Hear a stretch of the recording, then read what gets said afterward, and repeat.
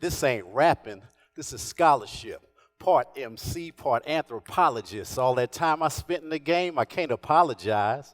My field work opened up a lot of eyes, a lot of ears, a lot of minds, wrote a lot of lines without a lot of dollar signs. Now to organize all that I'm left with to finally get a return on my investment. Hindsight is a fresh squeezed refreshment. If I only knew what I do now as a freshman. No regrets since now I got direction. In other words, lectures in session.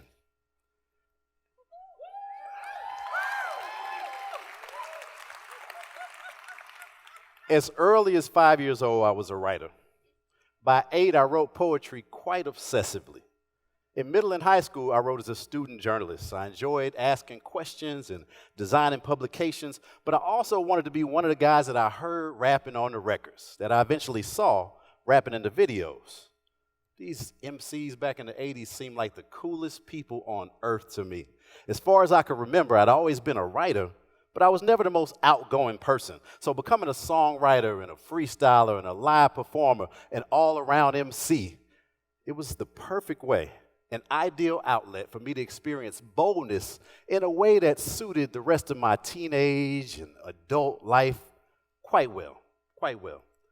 A college scholarship to study journalism brought me here to UT Austin. And it allowed me to start getting into studios and on stages with my friends and my associates by the mid-90s. I was out of the house, so it felt like an unlimited opportunity, the beginning of an epic quest. And then one day, on the same block as my journalism school, the same block I'm speaking to you on today, we did an in-store performance at a record store with the Jungle Brothers. And then we got to do a concert with the Roots. It was like a portal had opened, and I stepped into a world I'd been dreaming of for about half of my life. How could I not walk through the portal? Now, it was also time for me to walk across the stage as a graduating senior, and I did, but I left 2 courses unfinished. I distanced myself from that promising career, and I eloped with hip-hop culture instead.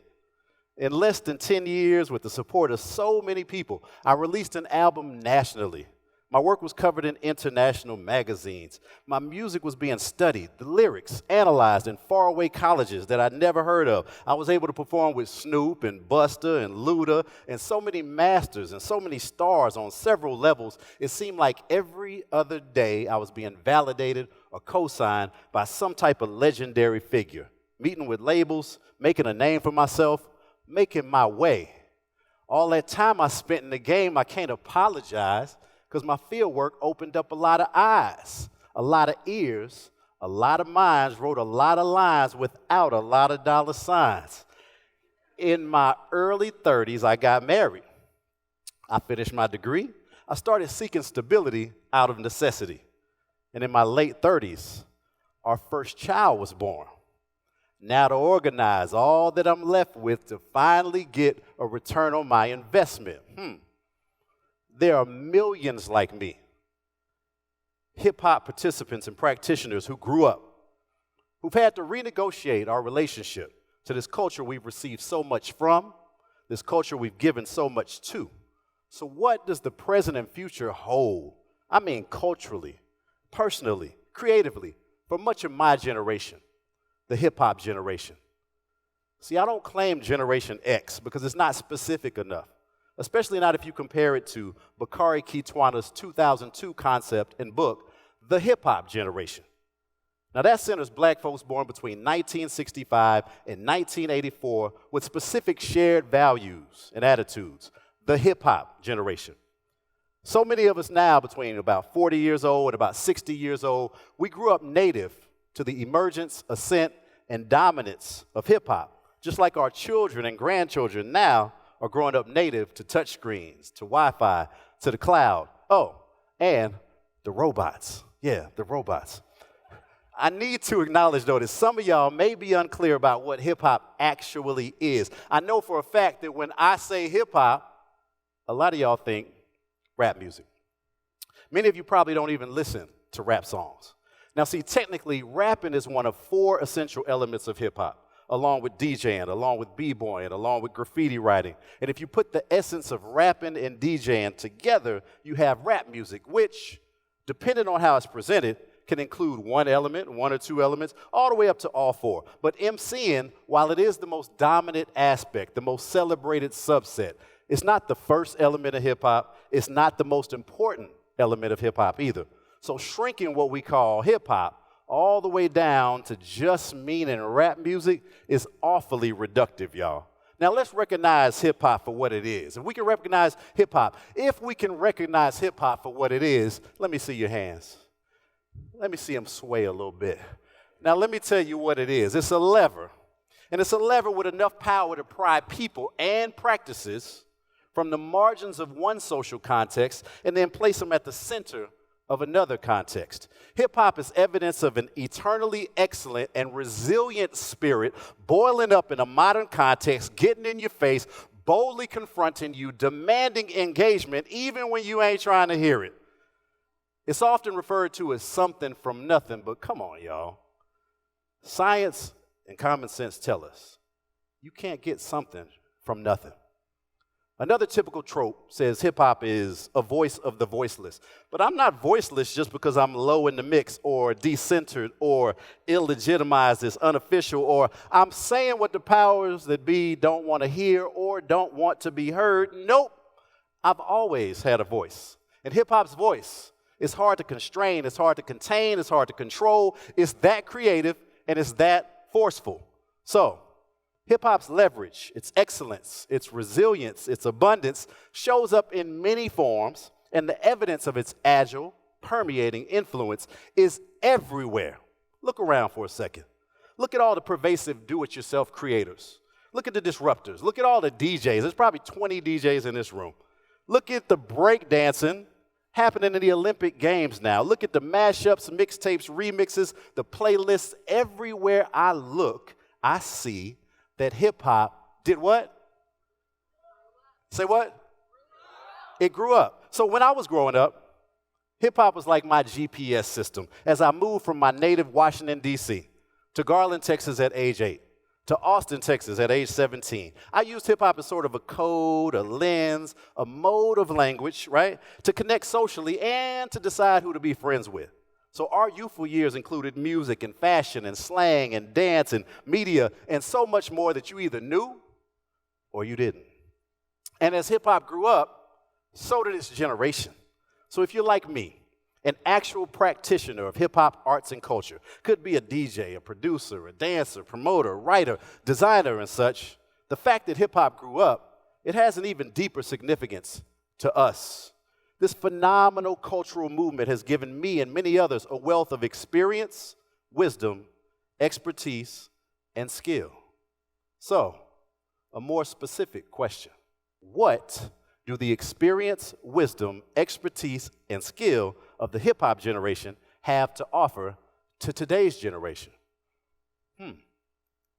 Well, first, hope and optimism. We believe in people who've been counted out, especially those systemically, historically, socioeconomically discounted. Secondly, resourcefulness, something from something. We have the innate ability to repurpose, remix, and revise ideas into unique creative forms that catch on and stick and solve problems. We use whatever we can put in our hands, put in our hearts, and put on our minds. Third, improvisation. This daring and resilient sense for staying in the moment, reading the room, reading the crowd, trusting our own judgment when it counts. No one can do it better than hip-hop. Now, given the four elements of DJing, b-boying, graffiti, and emceeing, the fifth element of hip-hop remains debatable to this day. Some would say beatboxing.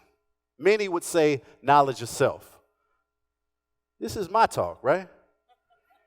So I say the fifth element of hip-hop is community, because hip-hop is place-based and it's movement-based, and it inevitably comes from a certain slice of society, or those who love it a lot and emulate it just the same. Now, hip-hop crosses over to mainstream way more than mainstream crosses over to hip-hop because of community.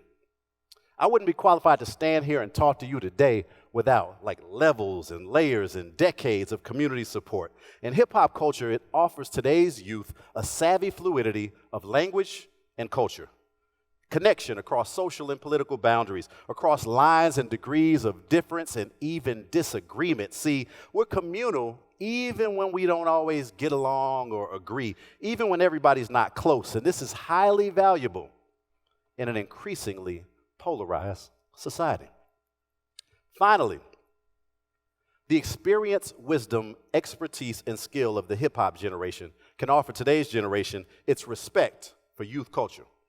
See, we have an ability to engage across generational lines, to learn from and with today's generation, to wear appreciative lenses when it comes to children and young people.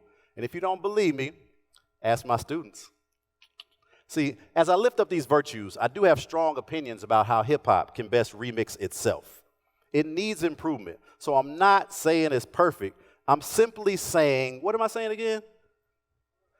I'm saying hip-hop grew up. It's powerful and it's useful. It's educated us in ways that schools could never. And now the hip-hop generation, the 40-somethings to 60-somethings, we are decision makers and founders and leaders within this consensual social order that we find ourselves in. TED Talks are about ideas worth spreading. And a common idea that unfortunately but routinely spreads is the rap on young people. So often the old heads talk about what's wrong with these kids, how the kids represent the ways the world has changed for the worse. All these kids care about is this, and all they want to do is that. Meanwhile, hip-hop has a remarkable track record for proving ideas that may initially show up sounding wrong or feeling wrong to ultimately be innovative. What's needed? What's next? And I think of a DJ and a producer. I think of DJ Screw from Houston. I think of Jay Dilla from Detroit. Two artists who are willing to stubbornly sound wrong. Wrong tempo, wrong pocket, wrong swing, too slow, too trippy, too human, too flawed, wrong, wrong, wrong. Until the rest of the listeners caught on, until the rest of the artists caught on, until the rest of the world caught on. I'm from the hip-hop generation, y'all. Those who are willing to stubbornly look, dance, talk, sound, dress right, paint wrong. And my lived experiences, my ways of knowing, my ways of being have been a huge asset in my educational career. And I know folks from firemen to politicians, to nurses, to pastors, to architects, to professors who use hip-hop as a superpower, not only in their work, but in their everyday lives. And it makes us highly useful to today's generation whenever we own that power and we own that positionality. So, what makes an adult, a parent or a grandparent, useful to a child? And what does that have to do with what we call hip-hop? Well, I'll answer that in 4 words, 12 letters, or maybe you could answer it for me. It grew up. Now, it's officially 50 years old, and its impact is practically immeasurable. Hip-hop is a well-established and highly influential adult, and it's embodied by millions of adults like me. We're uniquely well-suited to uplift and uphold youth and being innovative. What's needed? What's next? Now, if this concept of the hip-hop generation leveraging its resources for today's generation, if this sounds wrong to you, go listen to something else. If you're telling the wrong story about hip-hop culture and the hip-hop generation, kindly mute yourself. Hey, but don't act surprised when it ain't hard to tell that we've refreshed and reframed and remixed society to a greater end. Thank you.